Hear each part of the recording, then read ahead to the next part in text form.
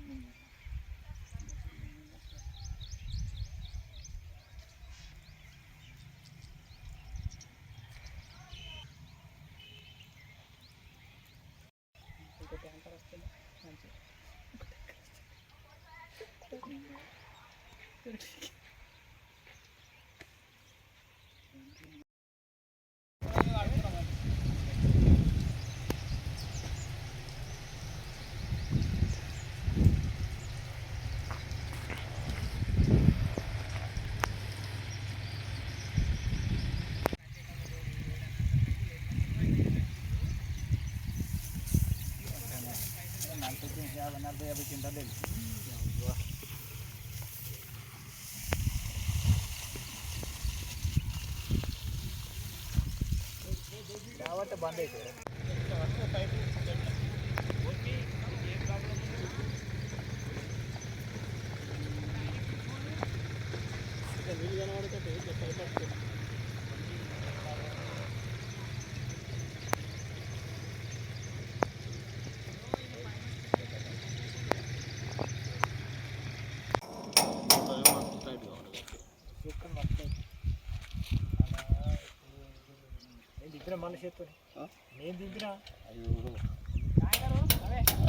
రాజు.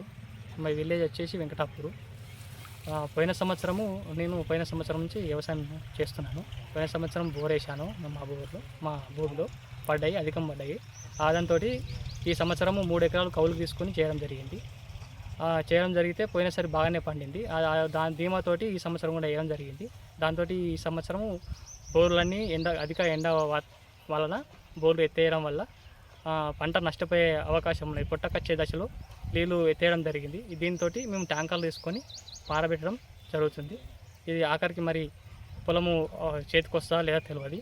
ఈ రకంగా మేము పోయిన సంవత్సరం నుంచి వ్యవసాయం చేస్తున్నాము. రైతులను నమ్ముకున్న రైతులు ఉన్నారు. రైతుల్ని నమ్ముకొని రైతుతోటే ఉన్నారు. రైతులనే రాజాని ఎకరానికి 10,000 చొప్పున 3 ఎకరాల దాకా మేము పెట్టుబడి పెట్టడం అయింది. ఈ ట్యాంకర్లకు వీటికి బాగానే పెట్టుబడి పెట్టడం అయింది. ఈ తర్వాత పండుతుందో లేదో తెలియదు. ఈ రకంగా ప్రభుత్వాలు ఏదైనా మాకు సహాయం చేయగలదని చెప్పేసి మేము కోరుతున్నాం.